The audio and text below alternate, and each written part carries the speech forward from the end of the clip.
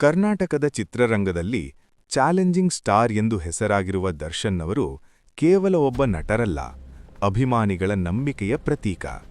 ಮೈಸೂರಿನಲ್ಲಿ 1977ರ ಫೆಬ್ರವರಿ 16ರಂದು ಜನಿಸಿದ ದರ್ಶನ್ ಅವರ ಬಾಲ್ಯ ಸರಳವಾಗಿತ್ತು.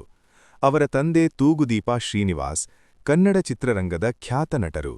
ಆದರೆ ತಂದೆಯ ಹೆಸರು ಇದ್ದರೂ ದರ್ಶನ್ ಅವರು ತಮ್ಮದೇ ಪ್ರಯತ್ನದಿಂದ ಹೆಸರನ್ನು ಕಟ್ಟಿಕೊಂಡರು. ಸಿನಿಮಾ ಲೋಕಕ್ಕೆ ಪ್ರವೇಶಿಸುವುದು ಸುಲಭವಿರಲಿಲ್ಲ. ಆರಂಭದಲ್ಲಿ ಅವರು ಲೈಟ್ ಬಾಯ್ ಆಗಿ ಸಣ್ಣಪುಟ್ಟ ಪಾತ್ರಗಳಲ್ಲಿ ಕಾಣಿಸಿಕೊಂಡು ಅನುಭವ ಗಳಿಸಿದರು. ಹಲವಾರು ಸವಾಲುಗಳನ್ನು ಎದುರಿಸಿದ ನಂತರ 2002ರಲ್ಲಿ ಬಿಡುಗಡೆಯಾದ ಮೆಜೆಸ್ಟಿಕ್ ಚಿತ್ರವು ಅವರ ಜೀವನವನ್ನೇ ಬದಲಿಸಿತು. ಆ ಚಿತ್ರದಲ್ಲಿ ಅವರ ಶಕ್ತಿ, ಗಂಭೀರ ಧ್ವನಿ ಮತ್ತು ವಿಭಿನ್ನ ಶೈಲಿ ಜನರನ್ನು ಮೋಡಿ ಮಾಡಿತು. ಅಲ್ಲಿಂದಲೇ ಅವರು ಚಾಲೆಂಜಿಂಗ್ ಸ್ಟಾರ್ ಎಂಬ ಬಿರುದನ್ನು ಪಡೆದರು. ದರ್ಶನ್ ಅವರ ಚಿತ್ರಗಳು ಸಾಮಾನ್ಯವಾಗಿ ನ್ಯಾಯಕ್ಕಾಗಿ ಹೋರಾಡುವ ನಾಯಕನ ಕಥೆಯನ್ನು ಹೇಳುತ್ತವೆ.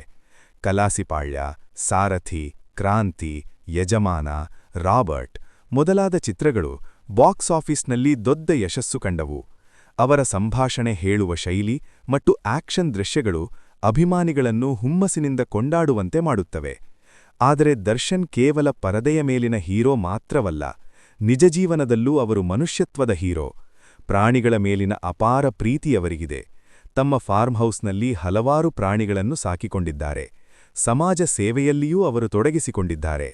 ಒಮ್ಮೆ ಒಬ್ಬ ಅಭಿಮಾನಿ ದರ್ಶನ್ ಅವರನ್ನು ಭೇಟಿ ಮಾಡಿ, ಸರ್, ನೀವು ನಮ್ಮ ಜೀವನಕ್ಕೆ ಪ್ರೇರಣೆ ಎಂದಾಗ ದರ್ಶನ್ ಸ್ಮಿತ ನಗೆಯಿಂದ, ನಾನು ನಿಮ್ಮ ಪ್ರೀತಿಯಿಂದಲೇ ಇಷ್ಟೊಂದು ದೊಡ್ಡವನಾಗಿದ್ದೇನೆ ಎಂದರು.